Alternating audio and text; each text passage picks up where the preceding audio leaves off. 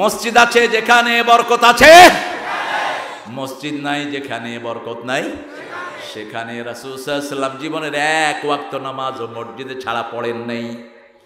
মৃত্যুর আগে শুয়েছিলেন, তারপরেও কাতারের দিকে তাকিয়েছিলেন, চোখ বেয়ে বেয়ে পানি পড়েছে। মা আয়েশাকে বলেছেন পর্দা সরিয়ে দাও, আমি জামাতে শামিল হই।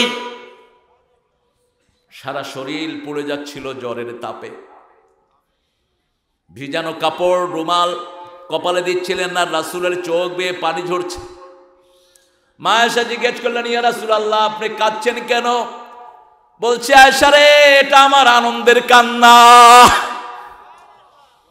এই সালাতের জন্য আমি তায়েফের ময়দানে মায়ের খেয়েছি, উহুদের ময়দানে আমার দাঁত ভেঙে গেছে, মাথার খুলি উল্টে গেছে, আমার এখন ইয়াকিন হয়েছে আমার পরে আমার উম্মত এইভাবে নামাজ পড়বে। জীবনের শুরুতে নামাজ, শেষেও নামাজ। সেজদার জায়গাকে বলা হয় মসজিদ, যেখানে মানুষ সেজদা দেয়। কি দেয়? মসজিদ মাফউলের জায়গা, আল মাকান আল্লাযী ইউসজাদু আলাইহি, যেখানে prostrate the people, the place of prostrating, মাথা যেখানে নত করার জায়গা, সেটার নাম মসজিদ। সেটার নাম কি? আমাদের ঘরগুলো মসজিদের মতো পবিত্র। মসজিদে যেতে ডাইন পা, ঘরে যেতেও ডাইন পা, দুনিয়াতে বের হতে বাম পা, পায়খানায় ঢুকতেও বাম পা। পৃথিবীটা নোংরা, অপবিত্র, মসজিদগুলো পবিত্র।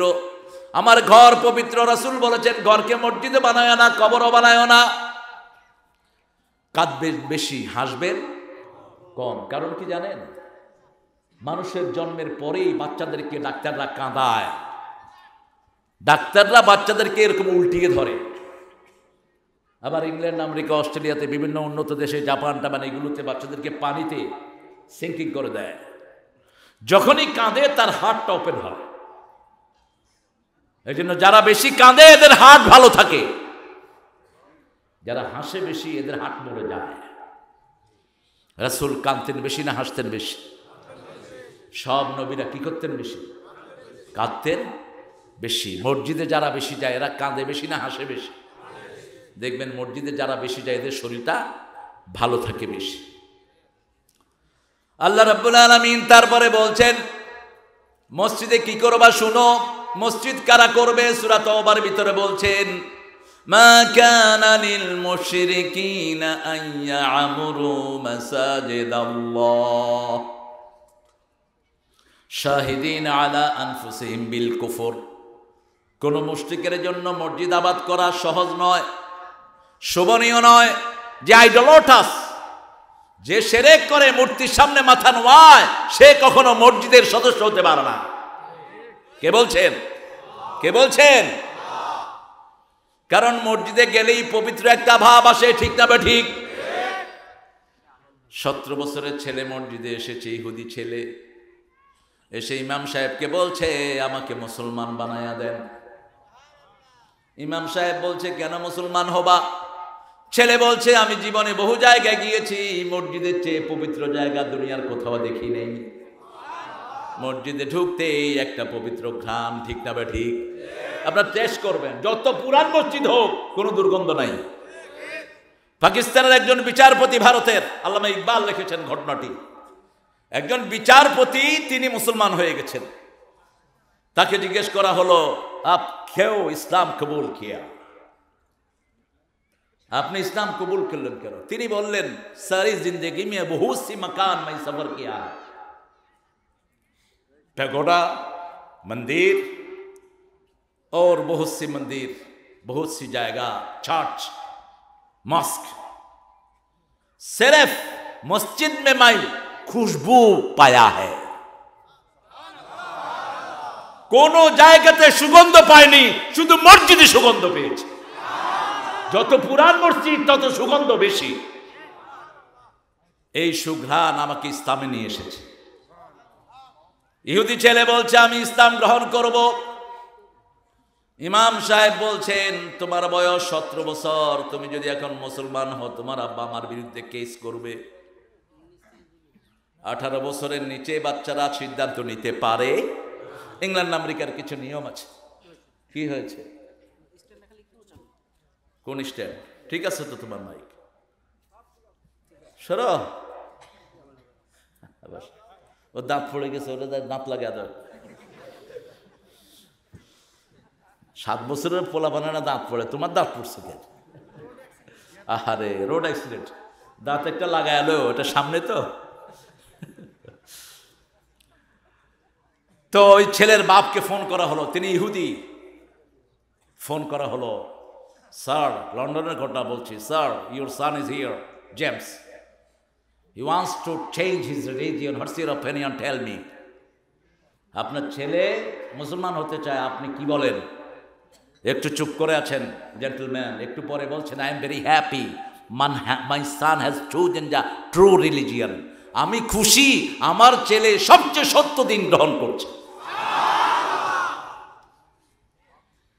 ইমাম সাহেব বলছে, হোয়াট অ্যাবাউট ইউ, আপনি কি করবেন? তিনি বলছেন, I am thinking desperately, pray for me, আমার জন্য দোয়া করো, আমিও যেন মুসলমান হতে পারি। ইসলাম আমরা বুঝি না, কিন্তু যারা আমাদের বিরোধিতা করে তারা ঠিকই ইসলাম বুঝে, ঠিক না ঠিক? আমাদের ইসলামের মতো শান্তির জায়গা আর একটা। এই যে হত্যা, বাংলাদেশে এই যে হত্যার যে সংস্কৃতি উঠছে, লাশ আছে, কেউ জানে না কার লাশ, কেন হত্যা হলো, ঠিক না ঠিক? আচ্ছা, ইসলামী শরীয়ত কি বলে জানেন? আপনার গ্রামের সামনে যদি কোনো লাশ পড়ে থাকে, ইসলামী শরীয়ত বলে ওই গ্রামের 50 জন নেতা গোছের লোককে ধরে নিয়ে আসেন কোর্টে, তারা সাক্ষী দিবে, তারা দেখেও নাই, হত্যাও করে নেই। যদি হত্যাকারী না পাওয়া যায়, ওই গ্রামের ওই লোকদের উপর চাপিয়ে দেওয়া হবে, আপনারা এই যার লোক হত্যা হয়েছে তাকে 100 উট দিবেন আর 100 গরু দিবেন। নর্মাল গরু দিলে হবে না, 40টা গরু হতে হবে পেটে বাছুরালা, আর 60টা হতে হবে বলদ ষাঁড়। তাহলে ওই যে গরিব মানুষটার লোক হত্যা হলো, তার সারা জীবনের কামাই হয়ে গেল, ঠিক না ঠিক? আর এই ভয়ে যার গ্রামের সামনেই কোনো লাশ আসবে, তারা উঠে পড়ে লাগবে, লাশ আইলো কোত্থেকে, ঠিক না ঠিক? তারা ভুলেও তাদের সামনে লাশ কখনো পড়তে দিবে না। ইসলাম বলেছে, ফিল কিসাসি হায়াতুন ইয়া উলিল আলবাব লাআল্লাকুম তাত্তাকুন। এই যে জানের বদলা জান নেয়ার ভিতরে আমি মানুষের জন্য জান দিয়েছি, এটা করলেই তোমরা তাকওয়াবান হয়ে যাবা। 7-8 বছরের শিশুকে হত্যা করছো, ইসলাম বলেছে তুমি কোন জায়গায় বিজয় লাভ করলো, শিশুর গায়ে হাত দিতে পারবে, মহিলাকে মারতে পারবে না, বৃদ্ধের গায়ে হাত দিতে পারবে না, কাউকে মারতে পারবে না। শুধু যারা অপরাধী তাদেরকে নিয়ে আসো, তারাও যদি শেল্টার চায় তাদেরকে মাফ করে দাও। রাসূল সাল্লাল্লাহু আলাইহি সাল্লাম জীবনে 87টা যুদ্ধ পরিচালনা করেছেন। কয়টা? 87। ক্যাজুয়ালিটির সংখ্যা 500 না, 500 মারা যায়নি, সব পাইকারি হারে মাফ করে দিয়েছে। মাফ মাফ মাফ। কারণ আমরা তো 24 ঘন্টা মানুষের জন্য মাপ চাই, ঠিক না ঠিক? আমাদের মসজিদগুলো দোয়ার সাগর, মসজিদে গেলেই আমরা দোয়া করি, রাব্বানা আতিনা ফিদ দুনিয়া হাসানাতাও ওয়া ফিল আখিরাতি হাসানাতাও ওয়া কিনা আযাবান নার। হে আল্লাহ, আমাদের সবাইকে দেন, এখানে শুধু মুসলমানদের জন্য নয়, হিন্দু বৌদ্ধ খ্রিস্টান যত মানুষ, সবাইকে দুনিয়ার জীবন সুন্দর করে দেন, আখিরাতের জীবন সুন্দর করে দেন, সবাইকে জাহান্নামের আগুন থেকে বাঁচিয়ে দেন। এত বড় দোয়ার কারো ধর্মে নাই, কারো কাছে নাই, কোনো ধর্মে তো দোয়াই নেই। আপনি দেখবেন আমাদের দেশের হিন্দু ভাইয়েরা যখন আমাদের সাথে আসে, কি চায়? কি চায়? দোয়া চায়। কিন্তু এক হিন্দু ভাই আরেক হিন্দু ভাইয়ের সাথে দেখা হলে দোয়া চায়? চায় দোয়া? কয় নাকি ঠাকুর আমাদের দোয়া করেন, কয় ঠাকুর কহ হেও কহ, তুইও ভাগ আমিও ভাগি, যা।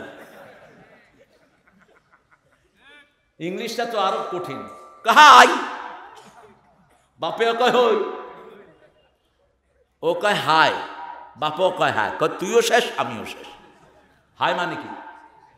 হাই হাই, কি পোড়া কপা। আর মুসলমানদের সাথে দেখা হলে আসসালামু আলাইকুম, আল্লাহর শান্তি তোমার উপর বর্ষিত হোক, বরকত নাজিল হোক, রহমত নাজিল হোক।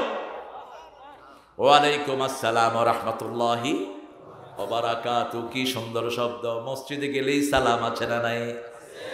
আমাদের গানেও সালাম ঢুকিয়েছে আমরা, সালাম সালাম। সালাম মানেই শান্তি। এই গানটা যিনি লিখেছেন তাকে পুরস্কার দেওয়া উচিত, পুরস্কার পেয়েছেনও তিনি।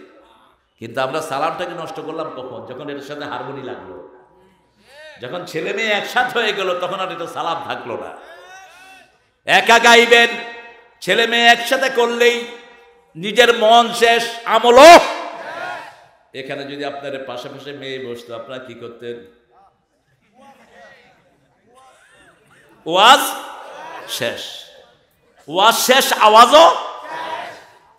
গতকাল রাজশাহীর একটা এলাকাতে একটা নতুন ছেলে চেয়ারম্যান হয়েছে, ওর বর্ষপূর্তি। তার আব্বা বলেছে কনসার্ট করো, শিল্পী নিয়ে আস। সে বলছে না, আমি মনোয়াজ স্যারকে দিয়ে তাফসীর করব, আমার সময় নাই, দুপুরবেলা আমি সময় দিলাম। আপনাদের এটা চেয়ে বড় মাঠ, ভরপুর মানুষ, আপনারাও আলহামদুলিল্লাহ ভালো এসেছেন, আল্লাহ কবুল করুক। প্রথম তো এসে দেখছি যে অর্ধেকও নাই, এখন দেখি যে মাশাআল্লাহ পেট্রোল পুড়ে গেছে। আমার রমজান ভাই বরকত নিয়ে আসছে, আলহামদুলিল্লাহ। তো ওকে বললাম, ছেলেটা খুব সুন্দর, দাড়িয়ালা। বললাম, নাম হলো শাহাদাত হোসেন সাগর। বললাম, সাগর তুমি কনসার্ট বাদ দিয়ে এই তাফসীরের কথা চিন্তা করলা কিভাবে? কয়, স্যার আমি যদি এই কনসার্টে মারা যাই, আমি তো জাহান্নাম ছাড়া কোথাও যাব না। কনসার্ট এলাকার লোকদের চরিত্র নষ্ট করে দেয়, ঠিক তবে ঠিক। ছেলে মেয়ে একসাথে হয়, জিনার পরিবেশ সৃষ্টি হয়। আর কোরআনের ভিতরে নেককার পরিবেশ সৃষ্টি হয়, মানুষ দোয়া নিয়ে যায়, আলহামদুলিল্লাহ। কোরআন হাদিস যেখানে বরকত বেশি, মসজিদে গেলেই রহমত নাজিল করেন কে? রাসূল কোথাও থেকে এসে প্রথম 2 রাকাত নামাজ পড়তেন। প্রথম কাজ 2 রাকাত নামাজ পড়তেন, দাঁত মাজতেন, ওযু করতেন, 2 রাকাত নামাজ পড়তেন, শুকরিয়া আদায় করতেন, আর একটা দোয়া পড়তেন। পড়েন, তাইবুনা আইবুনা হামিদুনা লিরাব্বিনা সাজিদুন, তাইবুনা আইবুনা হামিদুনা লিরাব্বিনা সাজিদুন। দোয়া এত সুন্দর, মানুষটা না জানি কত সুন্দর ছিল। তাইবুন আমরা ফিরে আসলাম, আইবুন আমরা প্রত্যাবর্তিত হলাম, সাজিদুন আপনার জন্য সিজদাকারী হলাম, হামিদুন আপনার প্রশংসায় প্রশংসিত হলাম। সুবহানাল্লাহ। প্রশংসা তো একজনেরই, তিনি কে? আল্লাহ। আরে সুন্দর চেহারা কে দিয়েছেন? সুন্দর কথা বলার যোগ্যতা কে দিয়েছেন? একটা বক্তৃতা, একটা দেশ মাতানো কে দিয়েছেন যোগ্যতা? সব এই জন্য আল্লাহ বলছেন আলহামদু, আলিফ লাম ইস্তিগরাকি, যত প্রশংসা হতে পারে সবকিছুর আসল মালিক কে? আল্লাহ। দেখেন একজন মুসলিম কবির কবিতায় কি সুন্দর প্রশংসা চলে আসে। আল্লাহ সুন্দর ফুল, সুন্দর ফল, মিঠা নদীর পানি, আল্লাহ কি সুন্দর লেখা। আরেকজন লিখেছেন, ধন্য আমি তোমাকে বাসিয়াছি ভালো, মরিতে চাই না সুন্দর ভুবনে। আল্লাহর নাম নাই। এখন মরিতে চাই না সুন্দর ভুবনে, এখন তিনি কোথায়? মরে গেছে, ঠিক কিনা? আর এ নজরুল লিখছে কি? পাগলা। সাহিত্যের অঙ্গনে কবিতায় নজরুল যা দিয়েছেন আনপ্যারালাল। সাহিত্যের সব অঙ্গনে পদচারণা করেছেন রবি ঠাকুর। বিশাল ডাইভার্সিটিতে না, বিশাল সাম্রাজ্য। কিন্তু কবি নজরুল বলছে, আমি কবিতায় যা দিয়েছি, আমি চিরতরে দূরে সরে যাব, তবু দেব না আমায় ভুলিতে। কনফিডেন্স। আর রবি ঠাকুর বলেছেন, 100 বর্ষ পরে কে বসে পড়ছো আমার কবিতা কানি, পড়লে পড়তে পারে, নাও পড়তে পারে। হিন্দু ধর্মকে দিয়ে যখন লিখেছেন, রবি ঠাকুরও এমন লেখা লিখতে পারেন নাই। ব্রজবতী খেলে হো। মওদুদী সাহেবের বাপের বাপ হলেন মঈনুদ্দিন চিশতি রহমতুল্লাহি আলাইহি। এখন আপনারা এই ব্যাপারে কি বলেন? ওনার ব্যাপারে ওনার জীবনী পড়বেন, তারপরে কথা বলবেন। আন্দাজে কথা বলবেন না কারো ব্যাপারে। এই লোকটার যা অবদান, সারা পৃথিবীতে হাজার হাজার মানুষ এই লোকটার লেখা পড়ে মুসলমান হয়েছে। মদিনা ইউনিভার্সিটির প্রথম স্থপতি এই লোকটি। আপনারা ওনার ব্যাপারে জানবেন, তারপরে কথা বলবেন। কিছু ফালতু আছে, জাকির নায়েকের মতো লোকটি কয় কাফের।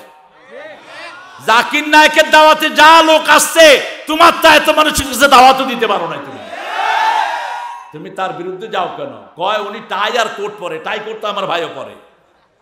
টাই কোট কে পরে না? প্যান্ট শার্ট পরলে কি মানুষ কাফের হয়? কথা বলেন না কেন? আমরা ছোটবেলায় প্যান্ট শার্ট কে পরি নেই বলেন তো? বাইসালন 3 টাকা, গায়ে দিলে 4 টাকা আছে না? প্যান্ট শার্টই তো কম দামা ছিল। এখন এই লোকটা দেখেন একজন ডাক্তার, কিন্তু ডাক্তারি পেশা বাদ দিয়ে ওই ওষুধের নামের ভিতরে সে ঢুকাইছে কোরআনের আয়াতগুলো। আমাদের দেশে যারা এর বিরুদ্ধে কথা বলে, এরা কোনোদিন জাকির নায়েকের সামনাসামনি দেখেও নাই। আমি তার সাথে প্রোগ্রাম করেছি, আমি জানি তার ভিতরে কি আগুন আছে। আমারও এক হুজুর কইছে আমি নাকি ইহুদির দালাল। তো সেই হুজুরের ভাতিজা আসছে আমার এক মাহফিলে, আমার আগে কথা বলছে। আমি বললাম তোমার চাচা তো আমার ইহুদির দালাল বলছে। কয় চাচা পাগল। কয় চাচা পাগল। না, চাচারে পাগল কয় না। চাচারে বুঝিয়ে দিও আমাদের দাওয়াতে এই বছরও অন্তত 10 জন হিন্দু কালেমা পড়ে মুসলমান হয়েছে। আমাদের তো চরিত্র যদি সুন্দর হতো, সারা দুনিয়ার সব মুসলিম মুসলমান হয়ে যেত। ঠিক না বেঠি? আমরা মুসলমানে যা কিলাকিলি করি, কোন ধর্মীয় লোকেরা তাদের গির্জাতে এরকম কিলাকিলি, অথচ আমাদের মসজিদে কিলাকিলি আছে না নাই? কয় হাত উপরে বাঞ্ছত কেন, তোর নামাজ হবে না। আমি জোরে করি না কেন, নামাজ হবে না। অথচ আমি নাচতে বললেও কবুল হবে, জোরে বললেও কবুল হবে। হাত যেখানেই বাঁধেন নামাজ হয়ে যাবে। ঠিক না ঠিক? হাত না বাঁধলি, কিছু লোক আছে হাত বাঁধেই না, এমনি খাড়ায় থাকে, দেখছেন না? কয় হাত বাঁধবো না, কি করবি কর।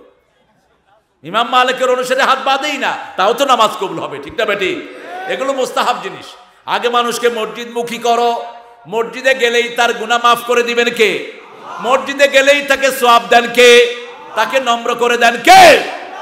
রাসূল সাল্লাল্লাহু আলাইহি সাল্লামের মসজিদে এসেছে একজন সাহাবী, নাম তার আব্দুল উজ্জা। তিনি যখন দুনিয়াতে আসলেন, আসার 6 মাস আগে তার আব্বা দুনিয়া থেকে বিদায় হয়েছেন। মা তার কানে কানে বলল, যখন সে জন্ম হলো, একটু বড় হওয়ার পরেই বলছে তোর মতো একজন লোক এই মক্কায় আছে, তার নাম মুহাম্মদ সাল্লাল্লাহু। তুই যদি ব্যথা ভুলতে চাস ওই মুহাম্মদের কাছে চলে যাবি। চাচার ঘরে তিনি কাজ করা শুরু করলেন। বয়স তার 15 বছর হয়ে গেল। মনে পড়েছে মুহাম্মদ সাল্লাল্লাহু। চাচাকে গিয়ে বলল, চাচা আমার মা বলেছেন আমার আব্বা আমাকে ছেড়ে চলে গেছে। এরকম একজন মহামানব আছে যার আব্বা তার জন্মের 6 মাস আগে দুনিয়া থেকে বিদায় নিয়েছে, তার নাম মুহাম্মদ সাল্লাল্লাহু। বাবা বলল, খবরদার এই নামটা মুখে নিবি না। চাচা বলল, এই নামটা আর মুখে নিবি। 2 বছর চুপচাপ থাকলো। তারপরে গিয়ে বলল, চাচা তুমি আমাকে রাখো আর না রাখো, আমি মুহাম্মদ সাল্লাল্লাহু আলাইহি ওয়াসাল্লামের কাছে চলে যাব। এবার চাচা বলছে, গায়ের যত কাপড় আছে সব খুলে দাও। মুহূর্তের মধ্যে সব খুলে দিল। দৌড়ানো শুরু করলো, মদিনা মদিনা। মন আমার কাঁদে রে, প্রাণ আমার কাঁদে রে, যেতে সোনার। মন আমার কাঁদে রে, প্রাণ আমার কাঁদে রে, যেতে সোনার। যে মদিনা ধন্য হলো পেয়ে তব ঠিকানা। ইমানের সাথে যে মদিনায় মারা যায় তার গুনাহ মাফ করে দিবেন কে? রাসূল মদিনার জন্য দোয়া করেছেন, আল্লাহুম্মা বারিক ফি সাইহি ওয়া মুদ্দাতিহি। হে আল্লাহ, মদিনার ব্যবসা বাণিজ্য সবকিছুর ভিতরে তুমি বরকত ঢেলে দাও। আবার বাকিউল গারকাতে যারা মারা যায় তাদের মাগফিরাতের জন্য দোয়া করেছেন, রাহমাতাল লিল আলামিন। ওমর ফারুক দোয়া করেছেন, অরজুকনি শাহাদাতান ফি সাবিলিক ওয়াজআল মাউতি ফি বিলাদি রাসূলিক। হে আল্লাহ, আপনার রাস্তায় আমাকে শহীদ করেন, আর আপনার নবী যে শহরে ঘুমিয়ে আছেন সেই শহরে আমার মৃত্যু দেন। রাসূলের শহরে মূর্তি আছে না নাই? রাসূলের শহর কোনটি? মদিনা। মদিনাতে যেতে চান তো? আল্লাহ কবুল করুক। আমাদের দেশে দেখেন কিছুদিন পরে পরে পয়সালারা উমরা যায়, আছে না? আপনাদের এলাকায় অবশ্য নাই। তো রাসূল তো উমরা একবার করেছেন, তুমি এতবার যাও কেন? উমরা তো তোমার জন্য সুন্নত, আর প্রতিবেশী না খেয়ে আছে তাকে খাওয়ানো তোমার জন্য ফরজ। একজন হিন্দু না খেয়ে মারা গেলেও তুমি আসামের কাজ গড়ায় দাঁড়াবা, কেন? সে না খেয়ে মারা গেছে। রাসূল সাল্লাল্লাহু আলাইহি সাল্লামের ঘরে কাফের আসলো। কে আসলো? আমরা তো অনেক হিন্দুর সাথে কথাও বলি না, এরকম লোক আছে না নাই? আমি এক এলাকায় হিন্দু একজন পয়সালা হিন্দুকে জড়ায় ধরছি, তিনি আমাকে চিনেন, দেখছেন টিভিতে বিভিন্ন জায়গায়। তিনি কাঁদছেন, আমি চোখের পানি মুছে দিলাম। বলছে, দাদা আমি একটা বাড়ি বানিয়েছি, এটা আপনি উদ্বোধন করবেন। গেলাম, বললাম, দাদা এই মূর্তিটা আপনার কিতাবে নাই। দাদা কিতাব পড়ি না, ঠাকুররা পড়তে দেয় না। বলছে, আপনি সবগুলো কিতাব দেখবেন, যদি মূর্তি থাকে আপনি রাখবেন, আর যদি না থাকে এগুলো ফেলে দিবেন। দেখি যে মূর্তি পরিষ্কার। আমাকে বলছে, গোপনে যদি আমি আল্লাহকে মানি, আল্লাহ কি কবুল করবেন? আল্লাহ গোপন, গোপনকে আল্লাহ ভালোবাসেন, ঠিক কিনা? আপনি মানুষের কাছে যান, রাসূল সাল্লাল্লাহু আলাইহি ওয়াসাল্লাম মানুষের কাছে যেতেন, কাফের ঘরে আসছে, 7 ছাগলের দুধ খাওয়ালো। কয় ছাগল? 7 ছাগলের দুধ খেয়ে কাফের পড়ছে লা ইলাহা ইল্লাল্লাহু মুহাম্মাদুর রাসূলুল্লাহ সাল্লাল্লাহু। কিছুদিন পরে তিনি আবার আসলেন, রাসূল 1 ছাগলের দুধ দিলেন, তিনি খেয়ে শেষ করতে পারেন? রাসূল বললেন, কাফের খায় 7 পেটে, মুমিন খায় 1 পেটে। মুমিনের পেটে বরকত দিয়ে দেন কে? আল্লাহ। যেমন আমরা এক ঘরে অনেক লোক ঘুমাতে পারি, ঠিক না বা ঠিক? কিন্তু কাফেররা বেশি লোক এক ঘরে ঘুমাতে পারে। মুমিনের জায়গা লাগে কম, কাফেরের জায়গা লাগে বেশি। আব্দুল উজ্জা দৌড়াতে দৌড়াতে মদিনা গেলেন। 7-8 দিন, 10 দিন, 12 দিন দৌড়াতে দৌড়াতে মদিনায় গিয়ে মসজিদে নববীর সামনে পড়লেন তিনি। রাসূল সাল্লাল্লাহু আলাইহি ওয়াসাল্লাম দেখলেন একটা উস্কো খুস্কো চুলের মানুষ, পরায় কোনো কাপড় নাই, 2 টুকরা কম্বল। কয় টুকরা? 2 টুকরা কম্বল। রাসূল সাল্লাল্লাহু আলাইহি ওয়াসাল্লাম এভাবে হাত বাড়ালেন, আব্দুল উজ্জা গিয়ে রাসূলের বুকে ঢুকলেন, রাসূলের মুখের দিকে তাকাচ্ছেন। সাল্লাল্লাহু আলাইহি ওয়াসাল্লাম রাসূল চোখের পানি মুছে দিচ্ছেন আর বলছেন, তুমি কে? বলছে, আমি আব্দুল উজ্জা। এবার সে বলছে, আপনি কে? আমি আপনাকে চিনে ফেলেছি, আপনি হলেন রাহমাতাল লিল আলামিন। আমি আব্দুল উজ্জা, আমার আম্মা আমাকে ওসিয়ত করেছে আপনার কাছে আসার জন্য। তখন রাসূল বলেন নাই তুমি মুসলমান হও, তখন বলেন নাই তুমি ইসলামে ঢুকো। জোর করে ইসলাম কোনোদিন জমিনে আসেনি, ঠিক না ঠিক? রাসূল সাল্লাল্লাহু আলাইহি ওয়াসাল্লাম নিজের লুঙ্গি তারে পরিয়ে দিলেন, নিজে গোসল করিয়ে দিলেন, পেট ভরে খাওয়া দিলেন। খাচ্ছে খাচ্ছে আর মসজিদে থাকছে। 2 দিন পরে যখন দেখলো সাহাবায়ে কেরাম নামাজ পড়ছেন, আব্দুল উজ্জা রাসূলকে এসে বলছেন, আমিও এরকম পড়ব। এবার রাসূল বলছেন, কারণ ঈমান ছাড়া নামাজের কোনো দাম। আগে দাম হলো ঈমানের। আগে কিসের? ঈমানের। আপনাদের কষ্ট হচ্ছে না? লোকজন কিছু চলে গেছে না? হ্যাঁ, যায় নাই? আমিও চলে যাই। গেলেন কেন? ডায়াবেটিস? আল্লাহ সবার ডায়াবেটিস ভালো করে দেন। ডায়াবেটিস ভালো করতে হলে ফজরে জোহরে দৌড়বেন মসজিদে, ডায়াবেটিস এমনি ভালো হবে। যারা মসজিদে যায় না, ডায়াবেটিস সকালে হাঁটতে উঠে, এদের পিছনে দেখবেন কুত্তা আড়ে। কুত্তা এদের পিছ ছাড়া না, এটা লাঠি নিয়ে যেতে হয়। আর যারা মসজিদে যায় এদের পিছনে কুত্তা যায় না। কুত্তা কয়, আমি তোমারে চিনি, তুমি নামাজি, আর এটা বেনামাজি। আমি এটা বরিশালে দেখছি। বরিশালে একজন ইমাম, ফজর পড়ে আমরা বের হলাম, তো আমরা রাস্তার একদিক দিয়ে হাঁটছি, আরেক দিকে ডায়াবেটিস রোগীরা হাঁটছে। কয়, স্যার দেখেন সব ডায়াবেটিস রোগীদের হাতে লাড়ি আছে, পিছনে কুত্তাও আছে, আর আমাদের পিছনে কোনো কুত্তা নেই। একজন মুমিনকে আল্লাহর সৃষ্টি সবচেয়ে বেশি চিনে, ঠিক কিনা? আব্দুল উজ্জাকে রাসূল সাল্লাল্লাহু আলাইহি ওয়াসাল্লাম বললেন, এখন তোমার পড়তে হবে লা ইলাহা ইল্লাল্লাহু মুহাম্মাদুর রাসূলুল্লাহ সাল্লাল্লাহু। তিনি কালেমা পড়লেন, নামাজ পড়তে শুরু করলেন। তিনি জোরে জোরে জিকির করতেন, সুবহানাল্লাহ, আলহামদুলিল্লাহ, আল্লাহু আকবার, লা ইলাহা। জোরে তাকবীর পড়তেন, জোরে আলহামদুলিল্লাহ পড়তেন। সাহাবায়ে কেরাম বললেন, ইয়া রাসূলুল্লাহ, এত জোরে পড়ে আমরা ঠিক মতো সূরা কেরাত মিলাতে পারি না। রাসূল সাল্লাল্লাহু আলাইহি সাল্লাম বলেন, ওকে বাধা দিও না। ইসলামের জন্য, আমাকে পাওয়ার জন্য এক টুকরা কাপড়ও শরীরে নিয়ে এসে আসতে পারে নাই, সব ফেলে এসেছে ইসলামের জন্য। তবুক জিহাদের ডাক পড়ল। সাহাবায়ে কেরাম তবুকের জন্য দান করা শুরু করলেন। আবু বকর রাদিয়াল্লাহু আনহু নিজের সব দিয়ে দিলেন, ঘরের জন্য রাখলেন রাসূল এবং আল্লাহকে সাল্লাল্লাহু। তিনি মসজিদের পিলারের এক প্রান্তে গিয়ে কাঁদছেন। রাসূল সাল্লাল্লাহু আলাইহি সাল্লাম বলেন, আমার আবু বকর কই, দেখছি না। ওমরকে জিজ্ঞেস করলেন, কি এনেছো? অর্ধেক এনেছি, অর্ধেক ঘরের জন্য রেখেছি। সাইয়েদনা ওসমানকে জিজ্ঞেস করলেন, কি এনেছো? 10,000 স্বর্ণ মুদ্রা এনেছি, 100 উট এনেছি। আমার আবু বকর কই? আবু বকর পিলারের পাশ থেকে বেরিয়ে আসছেন, একটা ছোট্ট থলে ঝেড়ে দিয়েছেন, কিছু গম পড়লো, কয়েকটা পয়সা পড়লো। এবার রাসূল সাল্লাল্লাহু আলাইহি সাল্লাম জিজ্ঞেস করলেন, ঘরের জন্য কি রেখে এসেছো? তিনি বলছেন, ঘরে রেখে এসেছি আপনাকে আর আল্লাহকে। রাসূল সাল্লাল্লাহু আলাইহি সাল্লাম বললেন, আবু বকরের দানের চেয়ে কারো দানে তো শ্রেষ্ঠ নয়।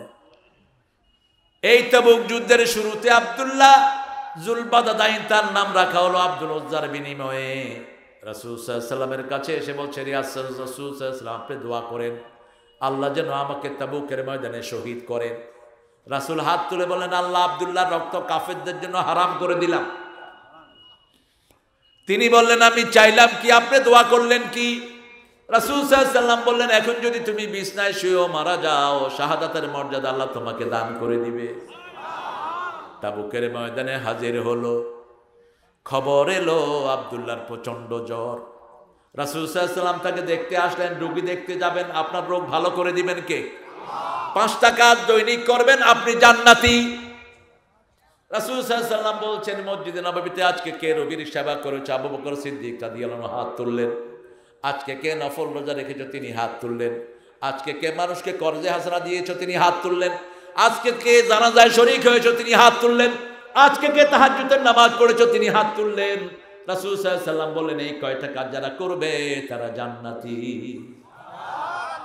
আরো জোরে বলেন সুবহানাল্লাহ। রাসূল রোগী দেখতে যেতেন, রোগীর সেবা করতেন মুহাম্মদ সাল্লাল্লাহু। রাসূল বলছেন, রোগীর সেবা করতে যারা যায় তারা জান্নাতের বাগানে ঢুকে, আর যতক্ষণ রোগীর সেবা করে তারা জান্নাতের ফল খায়। এমনি রোগীর কাছে গিয়ে থাকবেন না, এমনি নিয়ম হলো রোগীর কাছে গিয়ে তাড়াতাড়ি বেরিয়ে আসে। আর যদি খেদমতের জন্য যান, খেদমত করে। রাসূল সাল্লাল্লাহু আলাইহি ওয়াসাল্লাম রোগীর খেদমত করতেন, খুব বেশি খেদমত করতেন রোগীর।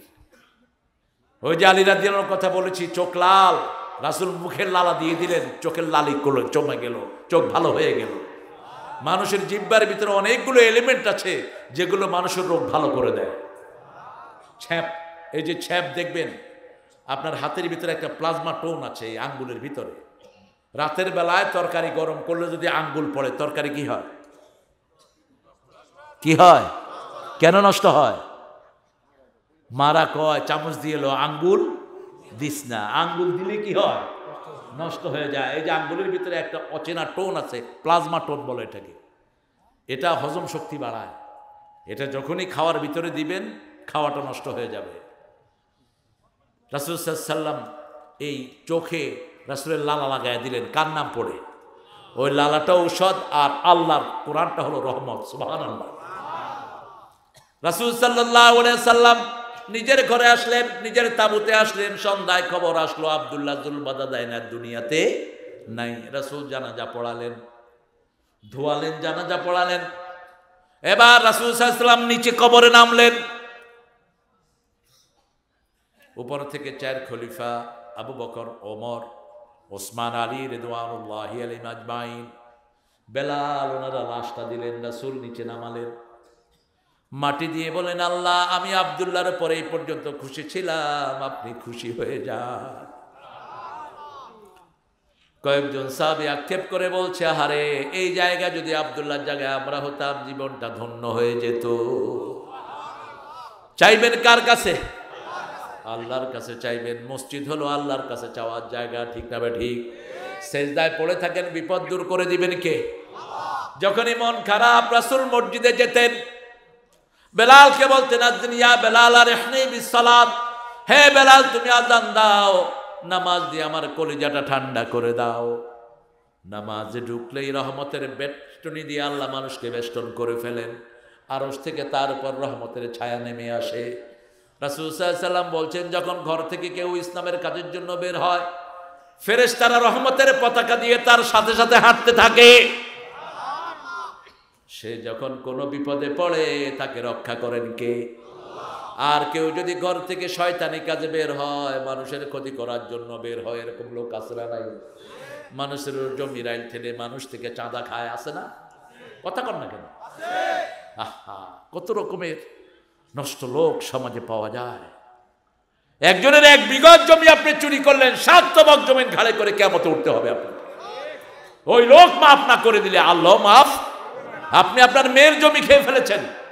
বহু বাপ আছে মেয়েকে জমি দেয় না, কয় মা তোমার জন্য দোয়া করলাম, তোমার জমি তোমার ভাইরে দিয়ে দিলাম, এই বাপ জাহান্নামী। রাসূল সাল্লাল্লাহু আলাইহি ওয়াসাল্লাম বলছেন, বহু পিতা মাতা দুনিয়াতে থাকতে জাহান্নাম ঠিক করে আসে। সাহাবায়ে কেরাম বলেন, ইয়া রাসূল এটা কেমন কথা? কারা এরা?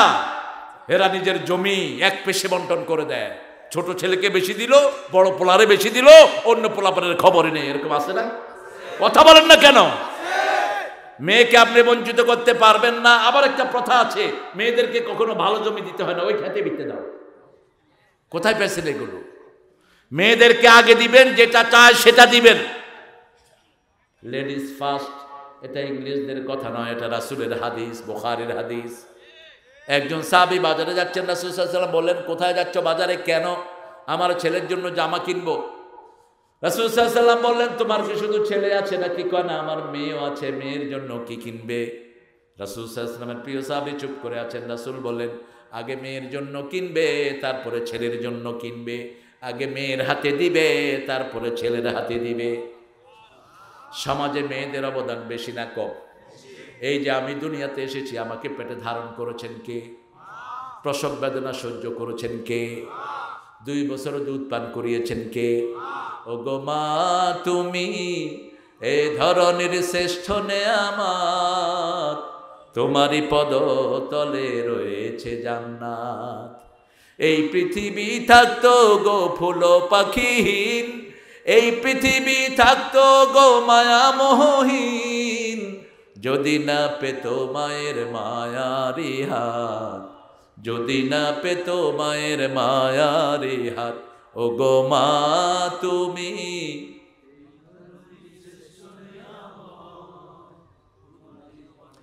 শ্রেষ্ঠ নিয়ামত।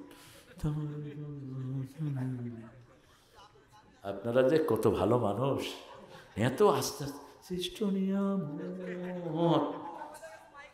হ্যাঁ মাইক আছে, আপনাদের গলায় তো মাইক, আপনাদের গলায় তো মাইক। আপনারা যদি